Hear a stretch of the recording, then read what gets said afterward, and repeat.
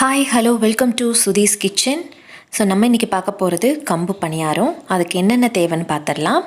So நான் இதில் ஒரு கப்பு கம்பு எடுத்திருக்கேன். இங்கே இட்லி அரிசி ஒரு 1/4 கப் எடுத்திருக்கேன். அப்புறமா ஒரு 1/4 கப் அளவுக்கு உளுத்தம்பருப்பு.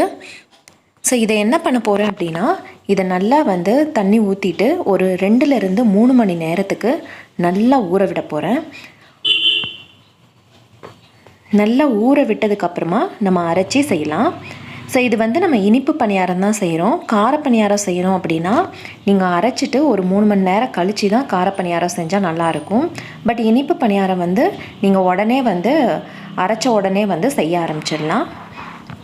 ஸோ இதுக்கு நான் ஒரு 3/4 கப்பு வெல்லம் எடுத்திருக்கேன். அந்த வெல்லத்தில் கொஞ்சமாக தண்ணி விட்டு ஒரு 1/2 மணி நேரம் வச்சோம் அப்படின்னா இது நல்லா கரைஞ்சிரும். அப்புறமா அதை நம்ம ஃபில்டர் பண்ணி எடுத்துக்கலாம். அவ்வளோதான். ஸோ இதை நான் ஒரு 1/2 மணி நேரத்துக்கு விட்டுட்டு நான் ஃபில்டர் பண்ணி எடுத்துக்க போகிறேன். ஸோ நம்ம காய்ச்ச தேவை கிடையாது. இப்போ பார்த்திங்கன்னா உளுந்தும் கம்பும் நல்லா ஊறிடுச்சு. இதை நம்ம ஃபைன் பேஸ்ட்டாக அரைச்சிக்கலாம். நம்ம கிரைண்டரில் தான் போட்டு அரைக்கணும்னு கிடையாது, மிக்ஸி ஜார்லேயே போட்டு அரைச்சிடலாம். ஸோ ஃபைன் பேஸ்ட்டாக அரைக்கணும். அதனால் கொஞ்சம் உளுந்து கொஞ்சமாக கடைசியில் போட்டு அரைக்கணுன்னாலும் அரைச்சிக்கலாம். ஸோ இதை நல்லா அரைச்சி எடுத்துகிட்டு வந்துடலாம். அவ்வளோதான். இப்போ நம்ம கரைச்சி வச்சுருக்கிற வெல்லம், இது நான் கரைச்சி ஒரு 1/2 மணி நேரம் அப்படியே வச்சுருந்து அதை வடிகட்டி வச்சுருக்கேன். ஸோ அந்த வெல்ல கரைசலை நம்ம இதோட சேர்த்துக்கலாம்.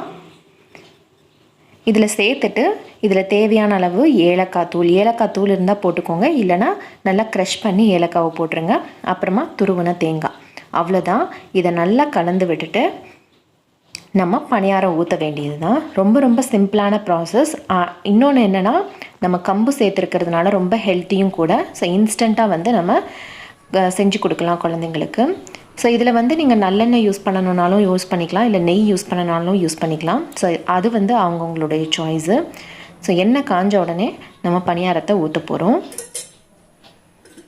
ஸோ ஃபஸ்ட்டு பேட்ச் மட்டும் உங்களுக்கு கொஞ்சம் சப்புனா மாதிரி வரும். பட் அடுத்தடுத்து போகும்போது அது நல்லா அந்த கடாய் ஹீட் ஆகிறதுனால கொஞ்சம் உங்களுக்கு நல்லாவே வரும். ஸோ இதை நல்லா மூடி போட்டு வேக வச்சுட்டு அதுக்கப்புறமா நம்ம அடுத்த பக்கம் திருப்பி போட போகிறோம். ஸோ ரொம்ப ரொம்ப ஈஸியான ப்ராசஸ்ங்க. அதே மாதிரி கம்பு, வெல்லம் இதில் எல்லாமே உங்களுக்கு பார்த்திங்க அப்படின்னா அயன் கண்டென்ட் ஜாஸ்தியாக இருக்குது.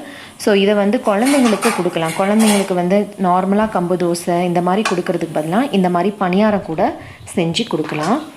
பாருங்கள், ஓரளவுக்கு வெந்துருச்சு. இந்த மாதிரி ஒட்டிகிட்டு இருந்துச்சுன்னா அதெல்லாம் எடுத்து விட்ருங்க. இன்னும் ஒரு 2 மினிட்ஸ் வேகணும். வெந்ததுக்கப்புறமா நம்ம திருப்பி விட்டுக்கலாம். ஒரு ஷார்ப்பான ஏதாவது ஒன்று வச்சு திருப்பி விட்டுக்கலாம். இல்லைனா இந்த பேனோட ஒரு உடன் ஸ்டிக் கொடுத்துருப்பாங்க, ஸோ அதை வச்சு கூட நம்ம திருப்பி விட்டுக்கலாம். பாருங்கள், இப்போ பார்த்தாலே தெரியும். இதை வச்சு நம்ம திருப்பி விட்டாச்சு. அவ்வளோதான். ஸோ இந்த சைடும் குக் ஆகினோடனே நம்ம எடுத்துடலாம். ஸோ இந்த வீடியோ உங்களுக்கு பிடிச்சிருக்குன்னு நம்புகிறேன். பிடிச்சிருந்தா என்னோட சேனலை சப்ஸ்கிரைப் பண்ணுங்கள், லைக் பண்ணுங்கள், ஷேர் பண்ணுங்கள், கமெண்ட் பண்ணுங்கள். கம்மியான இன்க்ரீடியன்ஸ் வச்சு சூப்பராக செஞ்சிடலாம். நீங்களும் ட்ரை பண்ணி பாருங்கள்.